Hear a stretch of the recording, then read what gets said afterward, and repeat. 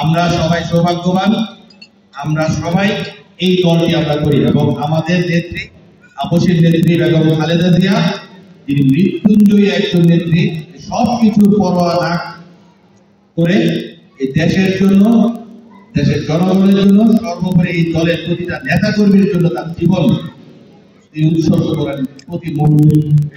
আপনারা জানেন আমাদের ভবিষ্যৎ রাষ্ট্রনায়ক জনাব তারেক রহমান অত্যন্ত বিচক্ষণতার সহিত এই ফ্যাসিস্টবাদ বিরোধী আন্দোলন সংগ্রামে দীর্ঘ পথ পরিক্রমায় তিনি এই দলের হাল ধরে রেখেছেন। আমরা ইতিপূর্বে তারা লকডাউনের যে একটা ঘোষণা দিয়েছিল, আমরা কিন্তু জাতীয়তাবাদী দল বিভিন্নভাবে আমরা এটা মোকাবেলার জন্য দলে দলে বিভক্ত হয়ে আমাদের গ্রাম, আমাদের শহর চেষ্টা করেছি আমরা রক্ষা করতে, যেন কোনো জানমালের ক্ষয়ক্ষতি না হয়।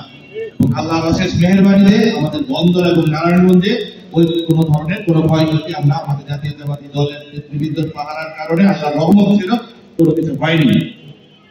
কালকে যে মহানগর বিএনপি কর্তৃক যে আমাদের বিক্ষোভ সমাবেশের আয়োজন করা হয়েছে, আগে বুঝতে হবে এটা কিন্তু নর্মাল ট্রেডিশনাল অন্য 10টা মিছিলের মতো না।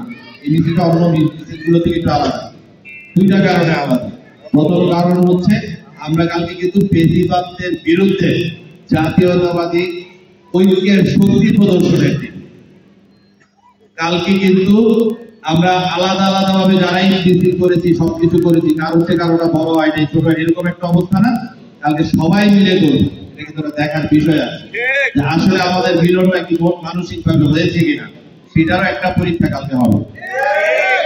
আমি আশা করবো আপনারা সবাই সর্বাত্মক ভাবে যার যার অবস্থান থেকে অংশগ্রহণ সুনিশ্চিত করবেন এবং ফ্যাসিবাদের ভিত যাতে কাঁপিয়ে দিতে পারি সেই দিকে আপনারা সবাই লক্ষ্য রাখবেন।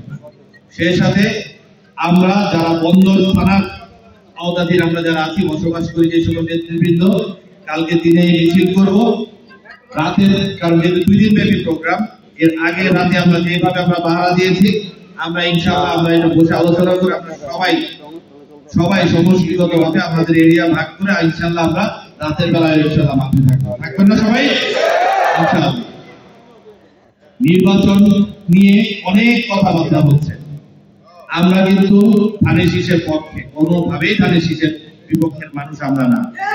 অনেকে সামাজিক যোগাযোগ মাধ্যমে আবার একটা ন্যারেটিভ ক্রিয়েট করার চেষ্টা করছে আমরা জনাব তারেক রহমান সাহেবের অবাধ্য হয়ে গেছি, আমরা হাই কমান্ডের কথা মানি না, ব্যাপার এরকম না।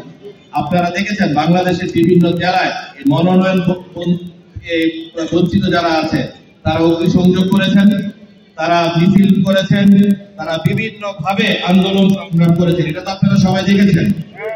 আমরা নারায়ণগঞ্জে এই ধরনের কিছু হয়েছে? আমার গার্ডিয়ানের কাছে, আমার নেতার কাছে আমি আমার প্রস্তাবনা পেশ করতে পারবো না। আজকে যারা অতিমাত্রায় বিএনপি হয়ে যাচ্ছেন, যারা বিএনপির জন্য যান জীবন দিয়ে যাচ্ছেন, তাদের অতীত কর্মকাণ্ড নারায়ণগঞ্জ এবং বন্দর মানুষ জানেন, সব জানেন, কারো ব্যাপারে কথা বলতে যাচ্ছি না। আমি বলবো আপনার যে ফলোয়ার্সরা আছে যারা ফেসবুকে এবং বিভিন্ন নিউজ পোর্টালের নিচে আজে বাজে আমাদের নিয়ে কমেন্ট করছেন, তাদের বলেন আর উৎসাহিত করেন বেশি করে আমাদের বিপক্ষে বলতে। কারণ এই নির্বাচন তো মনে হচ্ছে আপনি একাই আপনার এই 2-4-10 জন নিয়ে আপনি করে ছেড়ে যাবেন, ঠিক না? আরো বেশি বেশি করে চরিত্র হরণ করেন, কারণ 2 দিন পরে যখন আবার আমাদের সাথে এসে বসবেন, যাতে আপনাদের এই কমেন্টস গুলা দেখে আপনাদের ন্যূনতম লজ্জা হয়। লজ্জা বলতে এগুলো দেখে একটু আপনাদের লজ্জা হয়। আমি আপনাদের বলবো রাজনীতিতে একসাথে চলতে গেলে ভাইয়ে ভাইয়ে দ্বন্দ্ব হয়, ভাইয়ে ভাইয়ে মিল হয়, সবই সম্ভব। একজন রাজনীতিবিদের সাথে কালকেও আমি বলেছি, রাজনীতিবিদের সাথে একজন রাজনীতিবিদের এটা সম্ভব, কারণ একজন আমরা আরেকজনের ব্যাপারটা বুঝি। কোন অরাজনৈতিক লোক,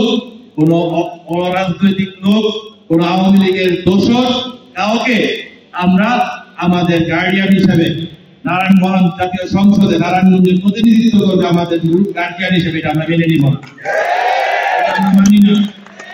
আমরা সবাই চাই রাজপথ থেকে যারা আপনার উঠে এসেছে, যারা মনোনয়ন চেয়েছে বা যারা মনোনয়নের ব্যাপারটা এভাবে বলে নেয়, যাকে দিবে রাজপথে, যাদের বিরুদ্ধে মামলা আছে, যারা কারাবরণ করেছে, যাদের ন্যূনতম আমরা দেখেছি মিটিং এ আমাদের সাথে, তাদের থেকে জাগে দিবে, আমরা তার সাথে আছি। আর চূড়ান্ত মনোনয়নের যে ব্যাপার, আমি বিশ্বাস করি দেশমাতা বেগম খালেদা জিয়া এবং তারুণ্যের অহংকার ভবিষ্যৎ রাষ্ট্রনায়ক যারা তারেক রহমান সাহেব অত্যন্ত বিচক্ষণতার সহিত বিবেচনা করে আমাদের তৃণমূলের যে বর্তমান অবস্থা সেটা অনুধাবন করে অবশ্যই তৃণমূল থেকে ত্যাগীদের মধ্য থেকে কাউকে মনোনয়ন দিবে ইনশাআল্লাহ, আমি বিশ্বাস করি এবং ইনশাআল্লাহ এটাই করবে। তাকে দিবে, আমরা আজকে যেরকম সবাই একসাথে আছি, আমরা একসাথে মিলেমিশে ইনশাআল্লাহ তার পক্ষে কাজ করবো। আজকের মতো এখানেই শেষ করছি। খোদা হাফেজ। বাংলাদেশ জিন্দাবাদ। ধন্যবাদ। বাংলাদেশ জিন্দাবাদ। বাংলাদেশ জাতীয়তাবাদী দল জিন্দাবাদ। ধন্যবাদ সবাইকে।